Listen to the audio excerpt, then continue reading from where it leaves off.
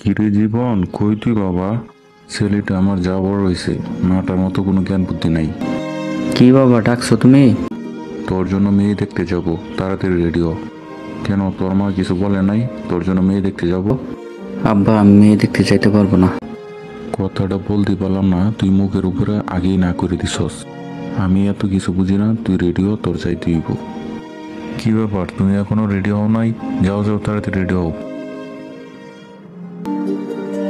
আব্বা, মেয়ে সুন্দর আছে, মেয়ে আমার পছন্দ হয়েছে। আলহামদুলিল্লাহ। আলহামদুলিল্লাহ, আমার ছেলের মেয়ে পছন্দ হয়েছে। আজকে আমরা উঠি, পরে আপনাদেরকে জানাচ্ছি। বিয়ে হিসাব খালি মুখে যাও নাই, মিষ্টি মুখরা যান। না না বিয়ে সাহেব, আজকে একটু তাড়া আছে, খাওয়া দাওয়া করা যাবে না। লেনদেনের বিষয়ে কোনো আলাপ আলোচনা করেছিলেন? হ্যাঁ, আমি এই বিষয়ে কথা বলেছিলাম। এই বিষয়ে আপনি নিশ্চিত থাকুন। আর মেয়ে বাবা বলল ছেলেকে 10 লাখ টাকা দিবে আর একটা প্লট দিবে। ও আর একটা কথা, মেয়ের বাবা যে প্লটটা দিবে বিয়ার পরে ওই প্লটে থাকবে। তাহলে আর কি, দিন তারিখ ঠিক করে ফেলান। আগামী বৃহস্পতিবার ডেটটা দিয়ে দেন নাকি? আচ্ছা ঠিক আছে, আমি এর বাবার সাথে কথা বলে জানাইতেছি আপনাকে। আসসালামু আলাইকুম, কেমন আছেন? ওয়ালাইকুম আসসালাম। কি খবর ঘটক সাহেব? ছেলের বাবা বলে দিল আগামী বৃহস্পতিবার ডেট ফেলাইতে। আগামী বৃহস্পতিবার বিয়ে হলে সমস্যা নাই। তাহলে আজকে আমি উঠি। মেয়ে তো বিয়ে হলো অনেক দিন হয়ে গেল, সময়ের কারণে দেখতেও যেতে পারি না। চিন্তা ভাবনা করতেছি কালকে দেখতে যাব।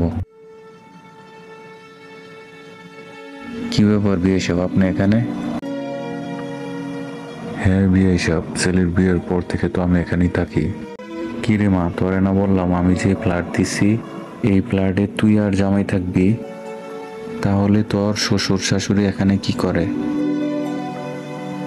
আব্বা কেমন আছেন? ভালো আছি বাবা। এই আব্বা এসে এতদিন পরে, নাস্তা পানি দাও। কি রে মা, তোর শ্বশুর শাশুড়ি দেখি এখনো এখানেই থাকে। তুই জামাইরে বলবি তোর শ্বশুর শাশুড়িরে বৃদ্ধাশ্রমে রেখে আসতে, বৃদ্ধাশ্রমে রেখে আসতে। তোর শ্বশুর শাশুড়ি থাকতে না। কি বললেন বাবা? আমার আব্বাকে বৃদ্ধাশ্রমে রেখে আসতে? এতক্ষণ দাঁড়ায় দাঁড়ায় আপনার কথা অনেক শুনছি, আমি রেখে আসতে পারবো না। তুমি যদি রেখে না আসো, আমি আমার মেয়েকে যে ফ্ল্যাট দিছি এই ফ্ল্যাট থেকে তুমি বের হয়ে যাও। আর তুমি আমার মেয়েকে ডিভোর্স দাও, আর কোনো সময় আমার মেয়ের সাথে যোগাযোগ করবে না। যদি তুমি তোমার বাবাকে বৃদ্ধাশ্রমে রেখে আসতে পারো তাহলে তুমি এখানে থাকতে পারো।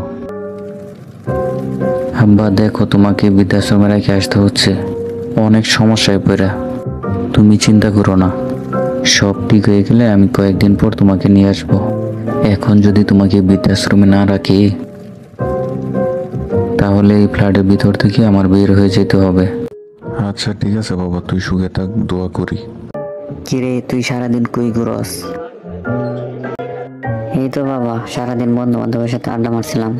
আব্বা একটা কথা ছিল আপনার সাথে। আমি বিয়ে করবো, আমার বিয়ে করায় দাও। ছেলেটারে বিয়ে করাইলাম, ছেলে কিরকম পরিবর্তন হয়ে গেল, সারাক্ষণ বউয়ের কথায় উঠে বসে। আব্বা, তোমার সাথে একটা কথা কইতে আসলাম। কি কথা কবি ক? তোমার সব সম্পত্তির মালিক তো এখন আমি একলাই না? হ, এখন তো তুই একলাই। তোর বোন যেটা পাইতো সেটা তো দিয়েই দিছি। তাহলে তো আর কোনো সমস্যাই নাই। আব্বা আর একটা কথা, তোমার নিয়ে সমস্যা। আমারে নিয়ে কি সমস্যা? তুমি এই বাড়িতে থাকো, আমার বউ এটা চায় না। তোমাকে কালকে আমি বৃদ্ধাশ্রমে রেখে আসবো, তুমি রেডি থেকো। আমাকে নিয়ে যদি তোদের কোনো সমস্যা হয় তাহলে তো বৃদ্ধাশ্রমে যাইতেই হবে।